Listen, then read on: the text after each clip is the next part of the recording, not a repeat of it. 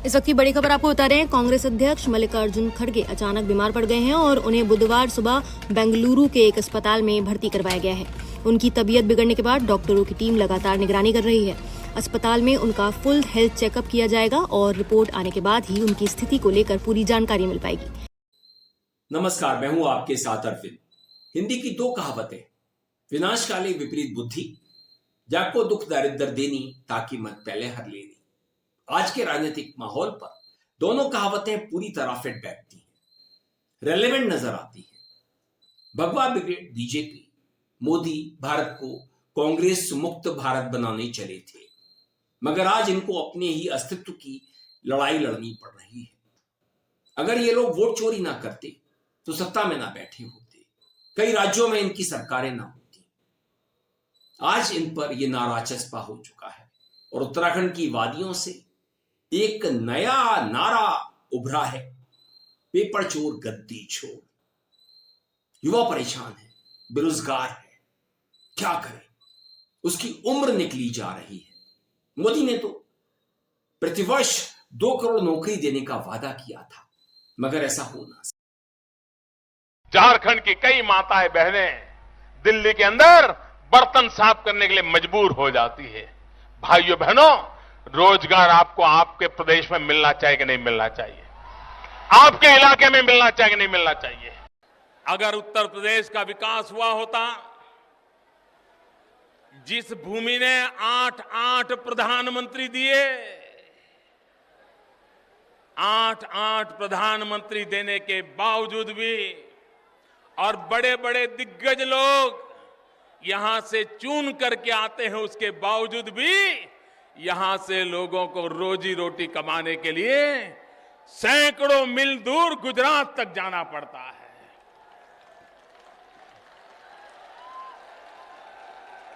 और जब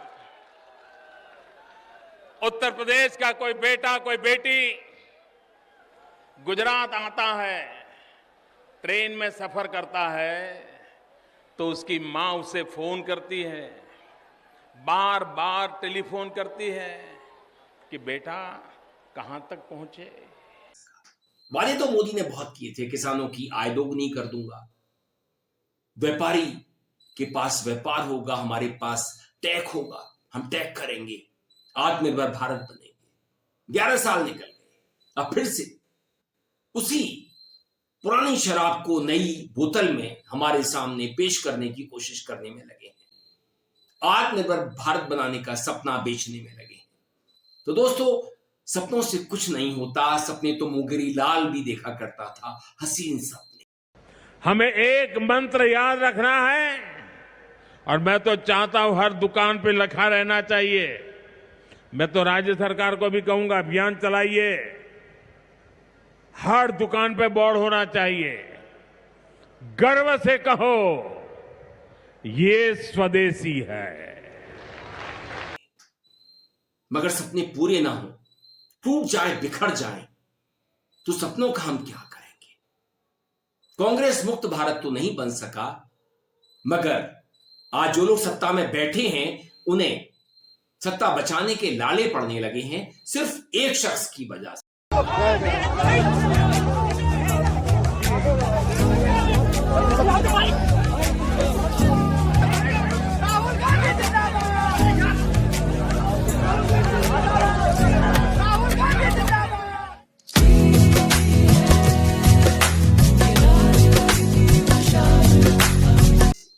राहुल गांधी की वजह से, और ये लोग अब राहुल को खत्म करना चाहते हैं।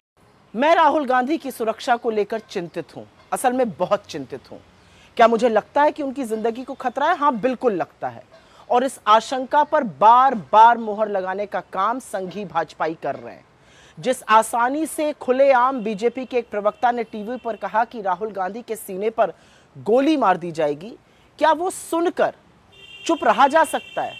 सवाल इस बात का है, सवाल इस बात का है कि ये पहला भाजपाई नहीं है जो इस तरह की बात कह रहा है। इससे पहले इन्हीं सिरफिरों में से एक ने उनकी जुबान काटने की, किसी ने उनका सिर काटने की परिणाम घोषित किया था, किसी ने इंदिरा जी की कायराना हत्या का भी हवाला दिया था। तो ये बार बार भाजपाई इस तरह की बात करते हैं और इनमें से एक के खिलाफ भी बीजेपी कोई एक्शन नहीं लेती है, उल्टे ऐसे नफरती दरिंदों की पदोन्नति होती है पार्टी के अंदर।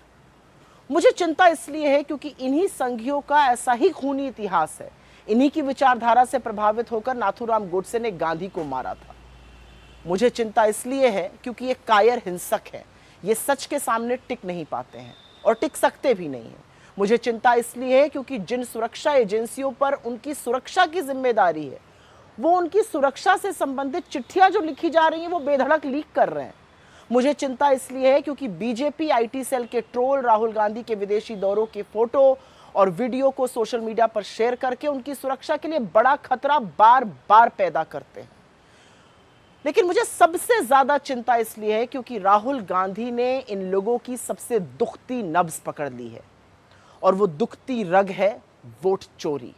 कैसे लोकतंत्र में चुनावों के साथ लगातार खिलवाड़ करके सत्ता हासिल की जा रही है और राहुल जी ये पुख्ता सबूतों के साथ देश को बता रहे हैं। दिक्कत तलब बात यह है कि उनके सबूत, उनका बताया सच आज घर घर पहुंच गया है और वोट चोर गद्दी छोड़ का नारा देश भर में गूंज रहा है। मुझे चिंता इसलिए है क्योंकि हमने अपने नेताओं को हिंसा के चलते खोया है। मुझे चिंता इसलिए है क्योंकि 14 साल के राहुल गांधी ने अपनी दादी को 32 गोलियां झेलकर इस देश की एकता के लिए शहीद होते देखा और महज 7 साल के अंदर अपने पिता के शरीर के चिथड़े उड़ते हुए देखे क्योंकि उन्होंने आतंकवाद के खिलाफ घुटना टेकने से मना कर दिया था। और इसलिए हमें चिंता है, इसलिए हमें चिंता है क्योंकि राहुल गांधी आज इस देश का भरोसा है, सच की वो आवाज है जिन्हें कोई ताकत चुप नहीं करा सकती। शोषितों के वो रहनुमा हैं जिन्होंने हक की एक लंबी लड़ाई लड़ने के लिए कमर कस ली है। गरीबों को वो गले लगाते हैं, ढांढस बंधाते हैं और इसीलिए राहुल गांधी हर किसी को अपने से लगते हैं। वो आज लोकप्रिय नहीं है, वो आज जननायक है, निडर है, अडिग है, बेखौफ है और इसी से बीजेपी को दिक्कत है। घोर असहमतियों को संवैधानिक ढांचे से सुलझाया जाना चाहिए। इसीलिए राहुल गांधी की जान को धमकी देने वाले के खिलाफ बीजेपी को एक्शन लेना ही होगा, क्योंकि मेरा मानना है कि इतनी कुत्सित बात बीजेपी के शीर्ष नेतृत्व, गृह मंत्री या प्रधानमंत्री की सहमति से तो नहीं की गई होगी। और हाँ, इस देश के मीडिया से आज सवाल है, वो मीडिया जो किसी भी ऐरे गैरे की बात पर उछल उछल कर डिबेट करता है, आज आप चुप नहीं रह सकते। आप ही लोगों के लाइव टीवी पर नेता प्रतिपक्ष पर गोली चलाने की बात की गई है, आप चुप कैसे रह सकते हैं? केरल से एक ऐसी आवाज हमें सुनाई पड़ती है जिसे सुनकर के डर लगता है कि कहीं ये लोग राहुल की जान ना ले लें, कोई पागल राहुल की जान ना ले ले। केरल में गोदी सेठ के चैनल न्यूज 18 पर बीजेपी प्रवक्ता पिंटू महादेव राहुल गांधी के सीने पर गोली मारने की बात कहता है, तो बात यहां तलक आ पहुंची है। A death threat on live television against the leader of opposition, Sri Rahul Gandhi ji. This is the BJP's true face, exposed by its own spokesperson, Pintu Mahadev. Rahul Gandhi के सीने को ये बेधना चाहते हैं, छलनी करना चाहते हैं। पहले से हम जानते हैं कि ये राहुल की हर गतिविधि पर नजर रखते हैं। राहुल कहां जाते हैं, कहां आते हैं, विदेश जाते हैं तो वहां जाकर के क्या करते हैं, वगैरह वगैरह। उनकी लोकेशन तक ये शेयर कर देते हैं और उन्हें बदनाम करने की कोशिश करते हैं कि राहुल भारत विरोधी बातें विदेश की धरती पर जाकर के करते हैं। मैं आज कांग्रेस के लोगों से अपील करना चाहता हूं। एक बार मैंने सदन में कहा था, इनको कौन पढ़ा रहा है, इनका मास्टर बदल दीजिए ना, अपने तो होमवर्क करते नहीं है, इनका ट्यूटर कौन है? कांग्रेस वालों, अपने नेता का एक अच्छा शिक्षक रखो तो ठीक से पढ़ाए, उनको बताए क्या बोलना है, समझाए उनको। राहुल तो देश की बातें करते हैं, भारत विरोधी बातें नहीं करते, भारतवासियों की बात करते हैं, उनके हितों की बात करते हैं, उनकी समस्याओं की चर्चा करते हैं। मोदी विदेश जाते थे तो क्या करते थे, क्या बोलते थे? कभी आपने उन वीडियोस को देखा है? जरा देखिए, तलाशी यूट्यूब पर मौजूद है। आपकी जरूरतों को देखते हुए भारत इस साल सिएटल में एक नया कॉन्सुलेट खोलने जा रहा है।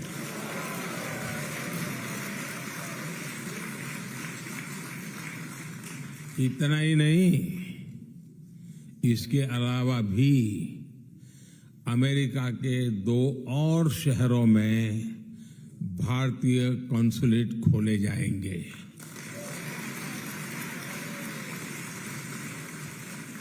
अब मैं जानता हूं आपकी चिट्ठियां शुरू हो जाएगी, हमारे यहां हो, हमारे यहां हो।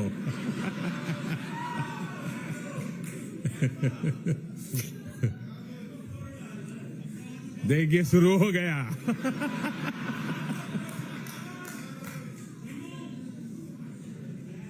आप लोग पक्का कर लीजिए।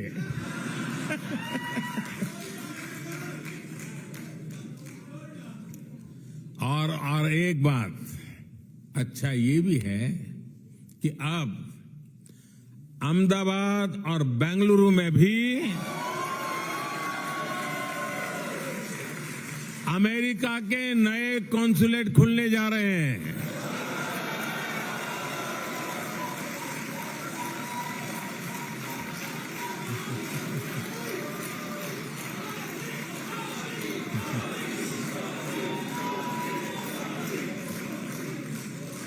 साथियों,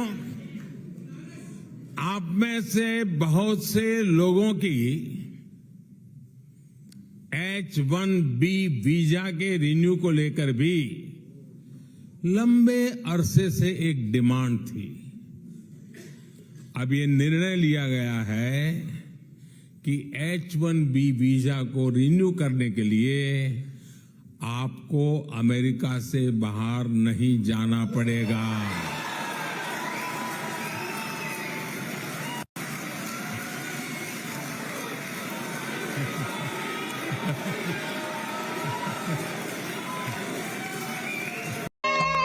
सर वो देखिए किधर? सेठ जी आ गए, दाता आ गए, सेठ जी आ गए, दाता आ गए, सेठ जी आ गए,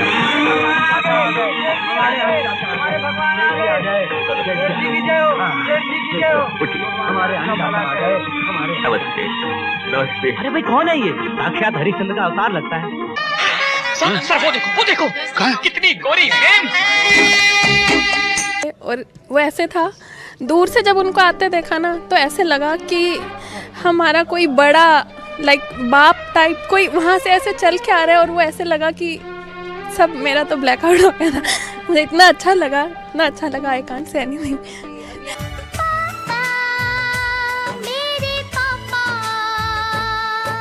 हम सब लोग यहाँ पे सेफली रह रहे हैं। जापान में वो पॉसिबल नहीं है वैसे, पर उनके कनेक्शंस की वजह से हम यहाँ सेफली हैं। वो इसीलिए ही पॉसिबल है कि हम यहाँ सेफ हैं। मैं कब हो गया ये? कब हुआ कब? Not bad. Now you. क्या नाम है आपका? रक्षा बादल मेरा लिविंग गॉड है, वो लिविंग गॉड। हाँ। मैं दूर हूँ लेकिन उनके जैसे कोई नहीं है। हाँ। उनका सेवा करेंगे तो धन्य हो जाएंगे।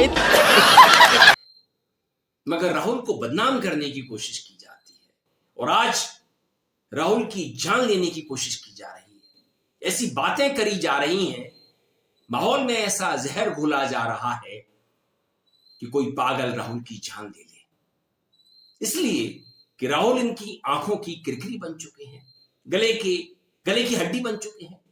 जो ना उगली जा रही है ना निगली जा रही है। ये लोग राहुल को बुद्धि से पैदल साबित करना चाहते थे, मगर आज यही ब्रिगेड बुद्धि से पैदल साबित हो गई है, क्योंकि ऐसी बातें करते हैं। मैं बोल रहा हूं ना, डायरेक्ट 50%। रुपए का माल आपको 40 पैसे में, 45 पैसे में, 100 रुपए की चीज 45 रुपए में, 1000 की चीज आपको 450 पौने 500 रुपए में, 5000 की चीज आपको 2650 रुपए में। बोल रहे कि उपहार दिया है मोदी जी ने हर चीज में आधा रेट। बताइए, आधे पे आप नहीं दे रहे हैं ना? सीधा हिसाब है। हमारे रवि किशन जी गणित चल गया है, आपको पता नहीं है? तो रवि किशन जी ने कहा कि 50% हो गया सारी चीजें, तो ये 50% में मिलेगा ना। उत्तर प्रदेश के गोरखपुर से सांसद और अभिनेता रवि किशन एक बार फिर ट्रोलिंग का सामना कर रहे हैं। अभी हाल ही में संसद में रवि किशन ने समोसे पर अपना दुख जताया था, वो भी तब जब ऑपरेशन सिंदूर पर गंभीर चर्चा हो रही थी। कहीं कटोरी पर छोटा में दे देला, कहीं बड़का मिलाला, कहीं छोटा समोसा मिलता है, कहीं बड़ा मिलता है। ये आज तक हमको भी समझ में नहीं आया कि हनुमान जी अंतरिक्ष पर गए थे, वही पहले व्यक्ति थे। अनुराग ठाकुर ने हिमाचल प्रदेश के ऊना में ये बात कही थी। संबित पात्रा हो, आत्रा हो, निशिकांत दुबे हो, इनके तमाम प्रवक्ता हो, रविशंकर प्रसाद, ये लोग राहुल के पीछे पड़े रहते हैं। लगता है इन पर कोई काम नहीं है, हर वक्त राहुल राहुल। अरे भाई, इतना तुम अगर राम का नाम जपते, दिल से जपते, तो तुम्हारा उद्धार हो जाता, स्वर्ग मिल जाता।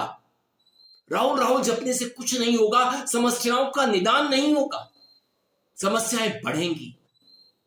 काम करने से समस्याएं घटती हैं, राहुल की आलोचना करने से समस्याएं कभी नहीं घटेंगी। सत्ता तुम्हारे हाथ से चली जाएगी, तुम्हें कुर्सी छोड़ करके भागना पड़ेगा, क्योंकि युवा सड़कों पर है।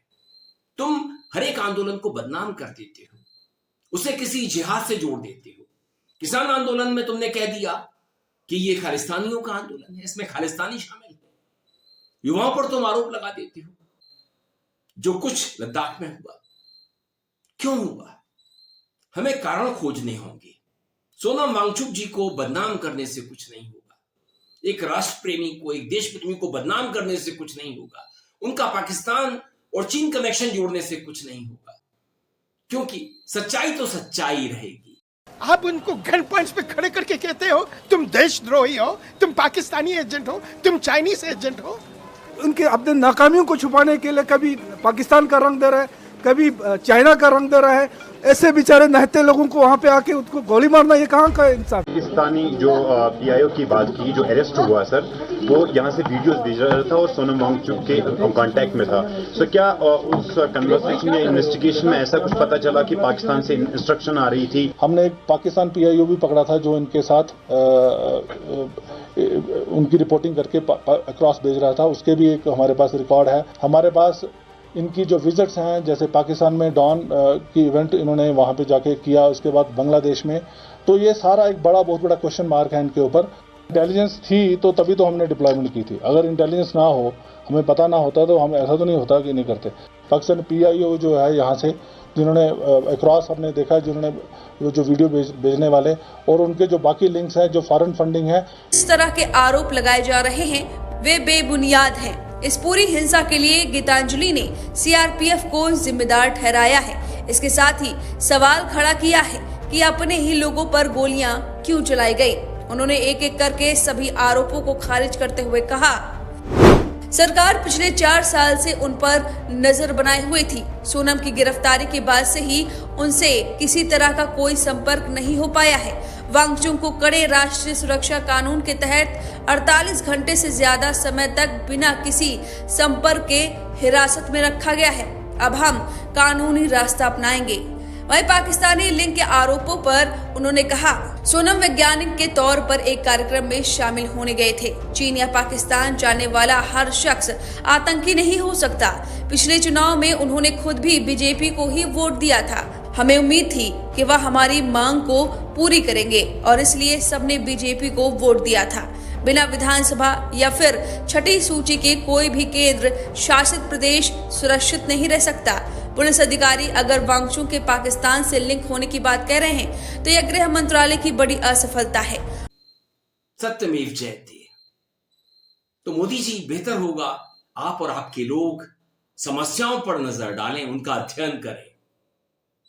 दूसरों को बदनाम करने से, दूसरों की चुगली करने से, दूसरों पर झूठे आरोप लगाने से, देशद्रोही बतलाने से अब आपका भला होने वाला नहीं है, क्योंकि अंधभक्त भी होश में आने लगे हैं। उन्हें भी अपना भविष्य अंधकार में दिखलाई पड़ने लगा है। 5-10 करोड़ अंधभक्त बचे होंगे जो अभी भी अफीम खाए सो रहे हैं, निद्रा में है। बाकी को होश आ चुका है, देश जान चुका है आपकी असलियत को। और राहुल देश की चिंता करते हैं, आपकी तरह से अडानी अंबानी की चिंता नहीं करते, अपने मित्रों के भविष्य की चिंता नहीं करते, उसे सुरक्षित करना नहीं चाहते। राहुल देश का भविष्य सुरक्षित करना चाहते हैं। दोस्तों, वीडियो पसंद आई तो आप इसे लाइक कीजिए, दोस्तों साथियों में खूब शेयर कीजिए, चैनल को सब्सक्राइब भी कर दीजिए, बेल आइकन का घंटी जैसा बटन जरूर दबाइए जिससे कि आने वाले वीडियो की आपको नोटिफिकेशन मिल सके। आप अपनी प्रतिक्रियाएं मुझे ईमेल आईडी और कमेंट बॉक्स में भेज सकते हैं। मैं था आपके साथ अरविंद, आप देख रहे थे मुझे अपने ही मंच अरविंद दिलसे पर। नमस्कार।